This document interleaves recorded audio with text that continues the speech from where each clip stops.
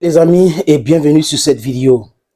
Les amis, je viens d'arriver à la maison et ma dernière fille a voulu que je fasse cette vidéo avec elle.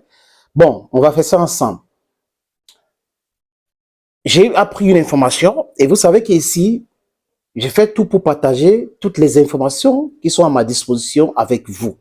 Parce que je suis conscient que ce n'est pas tout le monde qui a guéri à faire cela. Ce n'est pas le métier de tout le monde. Et comme c'est notre métier, nous faisons l'effort de vous informer en temps réel et parfois même, certaines choses nous échappent, mais nous revenons avec cela pour donner notre opinion. Il y a Algérie 24 qui a donné une information très importante pour le peuple africain, pour la défense du Niger.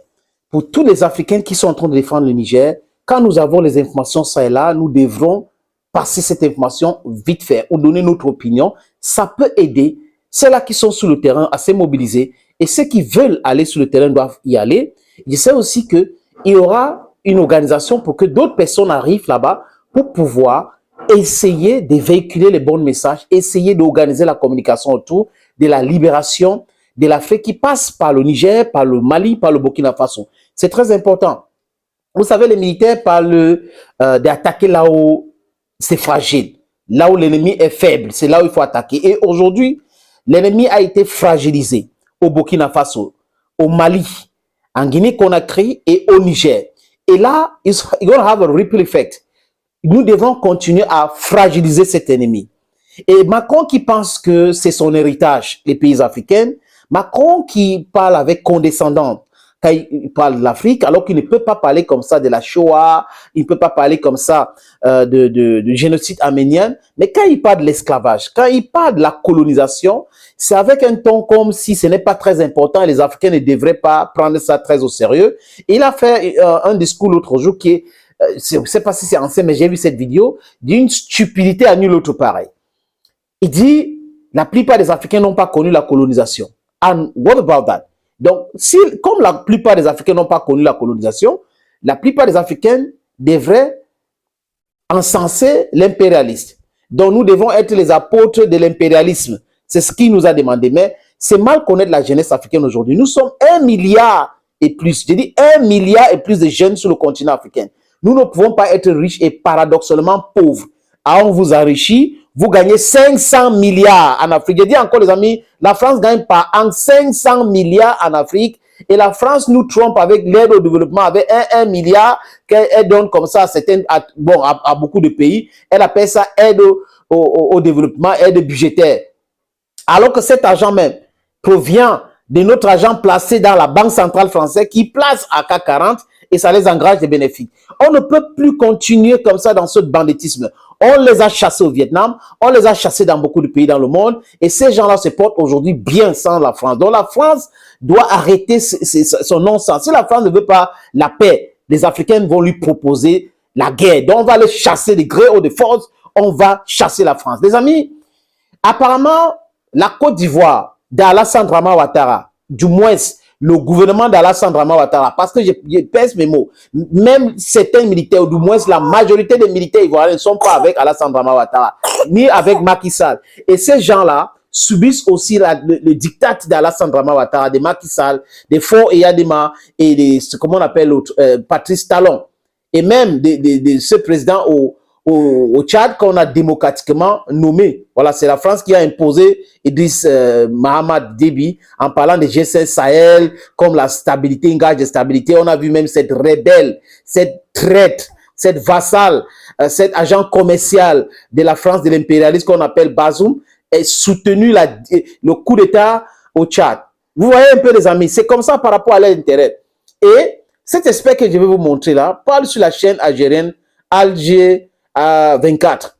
Et il dit des choses très intéressantes, dont les Sénégalais, les Ivoiriens, les Tchadiens commencent à recevoir les armes que Paris envoie pour déstabiliser le Niger par le nord. Donc la rébellion du côté du nord du Niger est déjà actée avec un criminel, un bandit, oui, qui est ancien ministre d'État sur Bazoum, sur Issoufou Mohamedou, qui est notre criminel qui a vendu le Niger pour pouvoir créer des choses, soutenir la rébellion, soutenir les djihadistes pour couper le pays en deux, pour continuer à piller le pays. Non, Nigériens, Nigériens, levez-vous. Africains, levez-vous pour dire non à cette non-sens. Les pays qui vont recevoir, qui sont en train de recevoir les armes là, doivent savoir que leur jeunesse, comme on est en train de parler là, va renverser ses pouvoirs et on aura des vrais présidents qui vont bloquer toutes ces choses-là qui sont destinées à tuer le peuple noir. Ils refusent qu'il y ait tuerie dans leur continent en Europe, mais ils continuent de nous massacrer, ils continuent de nous provoquer, ils continuent d'envoyer les armes pour qu'on s'entretue entre nous. Ce n'est pas possible, on ne va pas faire ça, on ne va pas accepter ça. On a accepté ça hier, on ne va pas continuer à accepter ça. Les amis, je vous suggère de regarder cette petite vidéo. Ça va vous édifier sur la criminalité, le satanisme qui habite l'élite française. Et puis, on parle également de certaines manœuvres françaises, justement, dans certains pays africains. Regardez, hein. Qu'est-ce qui se pointe à l'horizon? Mais brièvement, M. Qassimi, s'il vous plaît. Vous savez, je vais essayer de condenser tout ça en quelques mots. D'abord, Alassane Ouattara a toujours agi en tant que supplétif des forces extérieures françaises en Afrique. Donc c'est un homme qui est décrédibilisé de par son passé, de par son statut et de par sa duplicité. Maintenant, nous assistons à un scénario qui est assez dangereux. La France cherche par tous les moyens à dupliquer le scénario qu'elle a redéployé au nord du Mali, à savoir d'organiser la partition du nord du Niger.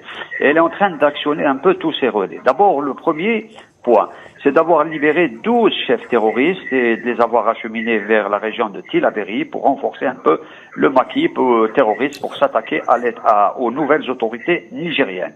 Le deuxième point, c'est qu'elle a actionné un ancien rebelle qui a été recyclé d'abord comme sous Youssoufou et sous Bazoum comme ministre d'État.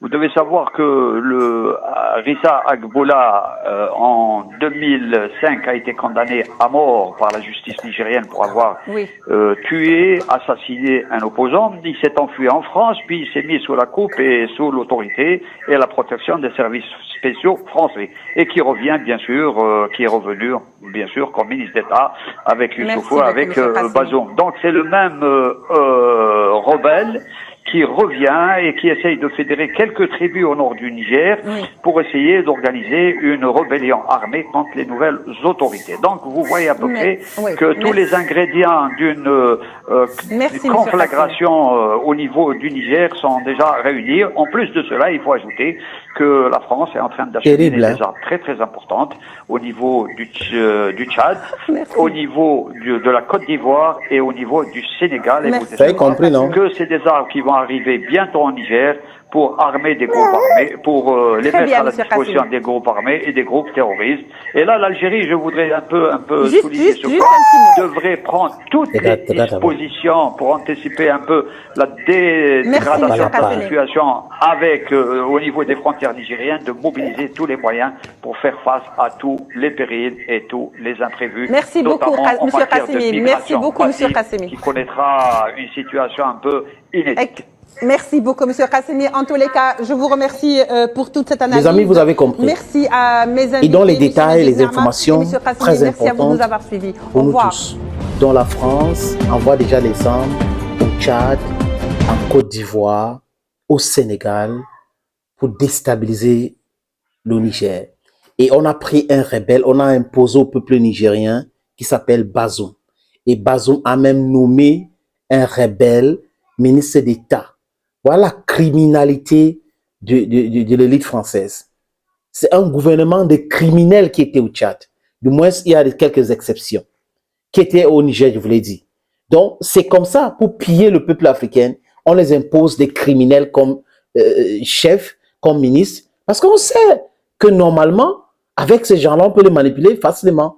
Et là, boum, dès qu'il y a un coup d'État, on a enlevé Bazoum, ou il y a une autre rébellion. Qui va financer cette rébellion? Qui va envoyer les armes? Ça va s'acheminer vers où? Si le Nigeria accepte d'utiliser son territoire, sachez que le Nigeria aussi sera déstabilisé. Les amis, thank you for watching this other video on this platform. Bye bye for now. Say bye bye. Bye bye. Bye bye to everyone watching the video. Say bye bye. Yeah, say bye bye. Bye bye.